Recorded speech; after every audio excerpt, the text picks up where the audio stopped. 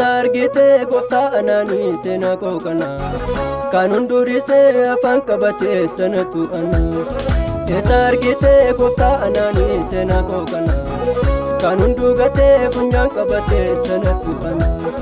Keessi garaa koo kana yaadatee na dubbachisa maashaa koo hunduu wal qixxeessee seenaa tarreessa. Iyyuun gaaree maaliin gatii kee ofirraa baasa yommuun taa'ee waa'ee kee yaaduu garaa na raasa. Iyyuun gaaree maaliin gatii kee ofirraa baasa yommuun taa'ee waa'ee kee yaaduu garaa na raasa.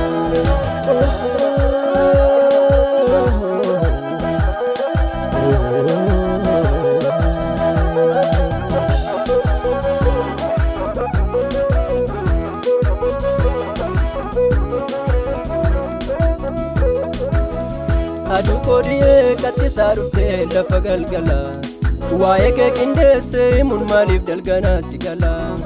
Kaleessi koo kun akka saharraa kanan fakkaatu kanaaf na dudubbachiisa qofaa akka maratu.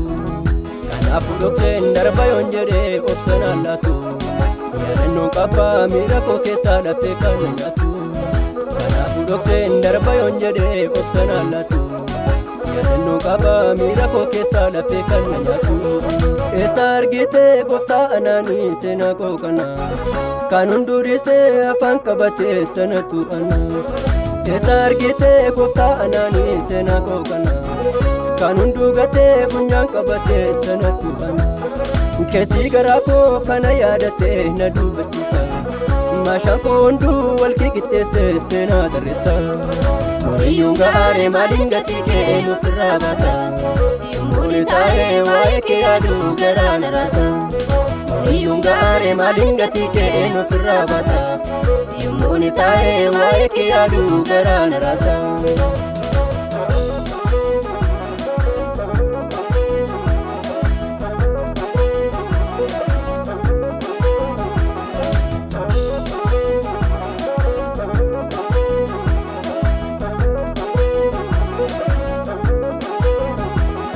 Gaafa jireenyi koo hiikarabee gungumaa deemu hundumtu ulfaatee haalli jireenyaa na jeequsamu.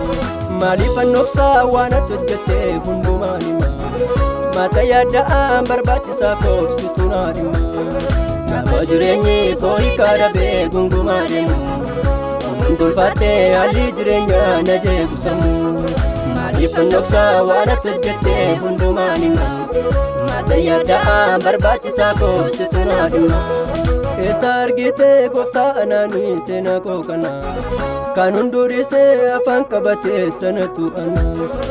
Esargite gooftaa anaanii seenaa koo kana kan hundugatee funyaan qabatee sanatu ana. Keessi garaa koo kana yaadatee na dubbachisa maashaa koo hunduu wal qixxeessee seenaa tarreessa.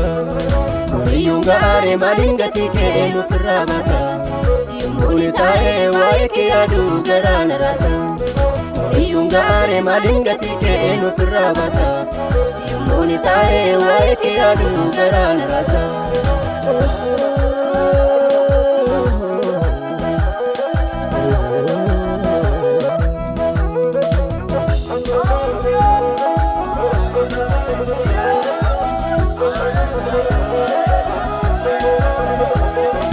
Jalla fagoo mogaa lagaatii baatee na fidde toora jireenyaa argachuu kanaan qabu na fidde.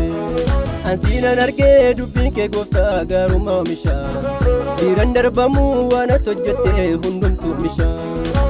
Abbaa koo akka keenan taane natti dadhabde si argiteetu aara galfattee lubbuun gaggabde. Abbaa koo akka keenan taane natti dadhabde argiteetu aara galfattee lubbuun gaggabde. Abbaa koo akka keenan taane